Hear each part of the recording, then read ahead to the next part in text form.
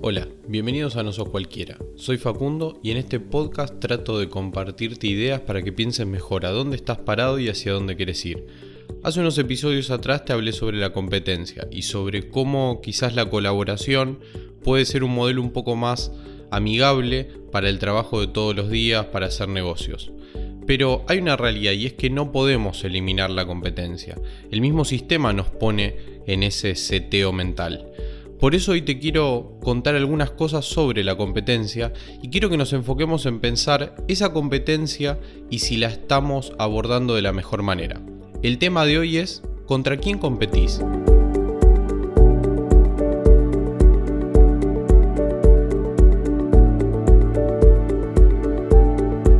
Aldous Huxley, el autor de Un Mundo Feliz, dijo: los hechos no dejan de existir porque los ignoremos. La competencia no va a dejar de existir solamente porque consideremos que no queremos seguir ese juego. Al contrario, ignorarla va a terminar debilitando nuestra posición en el mercado y eso no es algo que busquemos. En este episodio quiero hablarte sobre la idea en sí de la competencia. Cómo se la consideraba hasta hace unos años, qué es lo que está pasando hoy con este concepto y cómo podemos abordarlo de una forma un poco más positiva para pensarlo más inteligentemente. Michael Porter probablemente sea la persona más influyente dentro de la historia de la administración y el marketing en términos de competencia o análisis de la competitividad como disciplina dentro de la administración. Tiene una variedad infinita, la verdad, de libros sobre los cuales trabaja esta idea. Quizás dos de los más conocidos son Estrategia Competitiva o hay otro que se llama Ventajas Competitivas, que son de pronto los más clásicos y desde los que se fundan la mayoría de los conceptos que después uno profundiza. Y en esos libros desarrolla un montón de modelos, ideas, y dentro de esas tal vez la más conocida o sobresaliente, o una de las más sobresalientes, es un modelo que se llama el de las 5 fuerzas competitivas, o también Cruz de Porter, puede que lo hayan escuchado nombrar con ese nombre. Si estudiaste marketing o administración, es imposible que no lo conozcan porque es inesquivable ese modelo. Seguramente lo tuvieron que haber visto. La idea del modelo es simple. Dice que la empresa está en el centro y alrededor hay 5 fuerzas que ejercen presión con diferentes intereses, diferentes ánimos sobre la empresa. Y esas 5 fuerzas, para resumirlo brevemente, podríamos llegar a dividirlas como en 2 grupos. Por un lado dice que está la empresa en sí, golpeada por 2 fuerzas centrales que son los clientes y los proveedores, que un poco generan una especie de puja entre el precio y la calidad del producto final. Y por otro lado hay otras 3 fuerzas que trabajan de forma conjunta y son bastante interesantes de analizar, que son por un lado la competencia actual, o sea, los otros jugadores del mercado en el cual la empresa o nosotros estamos inmersos, y hay 2 fuerzas externas a ese mercado que hacen una presión bastante interesante, que son los bienes sustitutos y los competidores potenciales.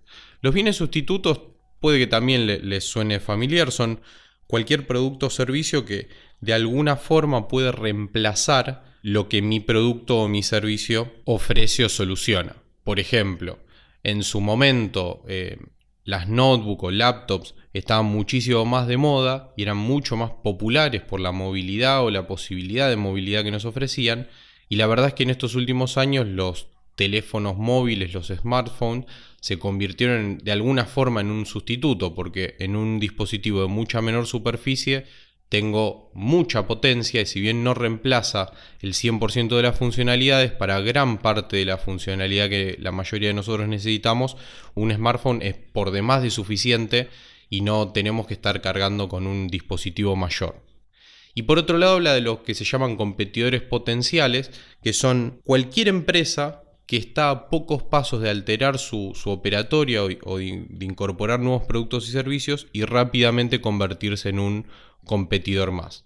Pero más allá de estas 5 fuerzas, Porter hace algunos otros análisis y entre esos hay algo que es sumamente interesante y es esta idea de que no porque estés en el mismo mercado, no porque vendas el mismo producto, automáticamente escalás o te posicionás como competidor.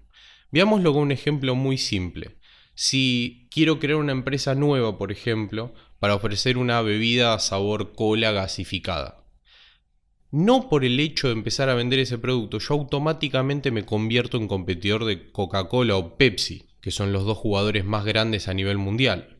Porque ellos, si bien compiten en ese mercado, hay un punto en el que tienen un juego separado en el cual nosotros no vamos a poder entrar instantáneamente.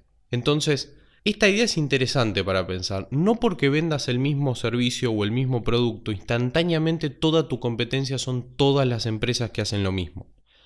Hay que tratar de detectar cuáles llegan o aspiran llegar al mismo público que nosotros. Por ejemplo, viéndolo desde la perspectiva de precios, si nuestro producto es mucho más barato que la Coca-Cola, probablemente esa sea una barrera o un diferencial y eso nos va a separar público de Coca-Cola, por ejemplo. Entonces vamos a terminar no siendo realmente competidores. Todo este modelo, toda esta idea de Porter, la verdad es que es sumamente interesante. Si nunca tuviste la oportunidad de estudiarlo, la verdad es que te lo recomiendo porque es muy muy interesante y suma mucho. Si estás emprendiendo te va a servir para poder pensar un poquito más y mejor a dónde estás parado.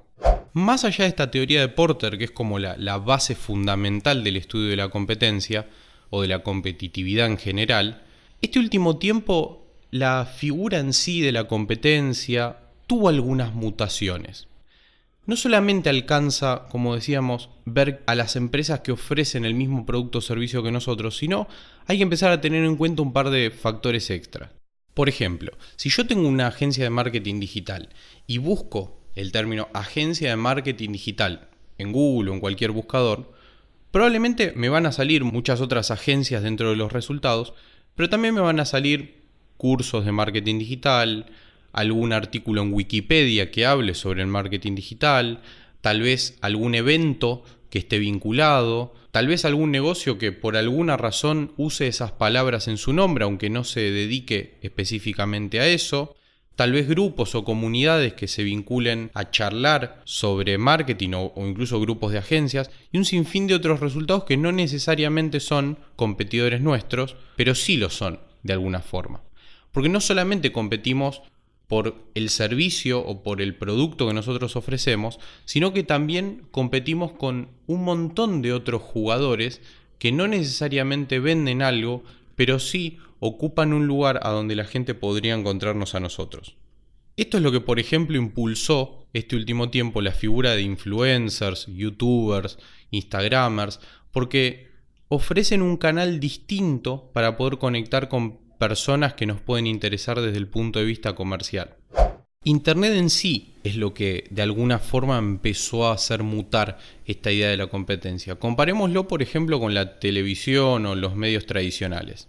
Hay todavía una puja en la que la TV, por ejemplo, intenta como bajarle un poco el nivel o el precio a YouTube o Internet o en general como que intentan todavía luchar un poco por esa audiencia, porque claramente la TV está perdiendo versus lo que Internet genera. Pero, por ejemplo, pensémoslo en la TV.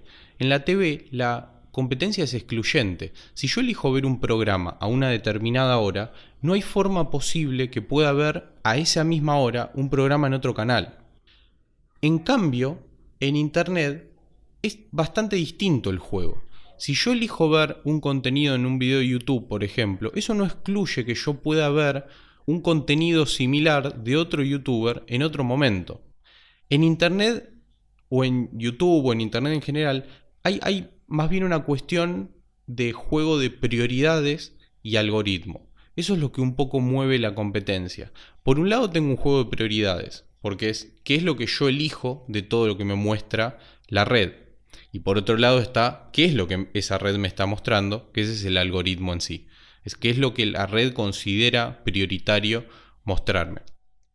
Y estos dos elementos son muy diferentes a los que la TV proponía. La TV propone una competencia de exclusión, una competencia de gana uno y eso implica que pierda el otro. Y en cambio Internet lo que nos propone es algo muchísimo más flexible. Es gana uno en prioridad, gana uno en un primer momento, pero eso de ninguna forma excluye que el otro pueda ganar también un consumo. La forma de pensar a la competencia, la verdad es que está mutando y nos tenemos que subir a ese tren de pensamiento. Ya cada vez tiene menos peso la competencia clásica, excluyente, como la que charlábamos sobre la TV.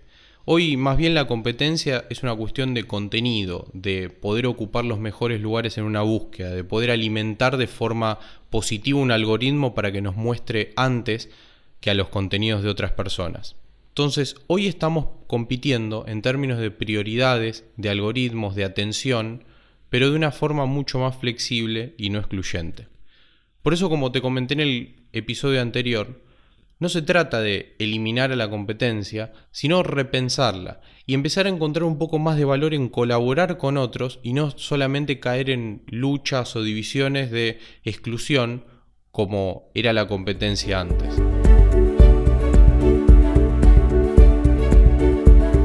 Entender tu posición actual en este mar de opciones es el punto de partida para comprender cómo atrapar mejor la atención de las personas a las que querés alcanzar.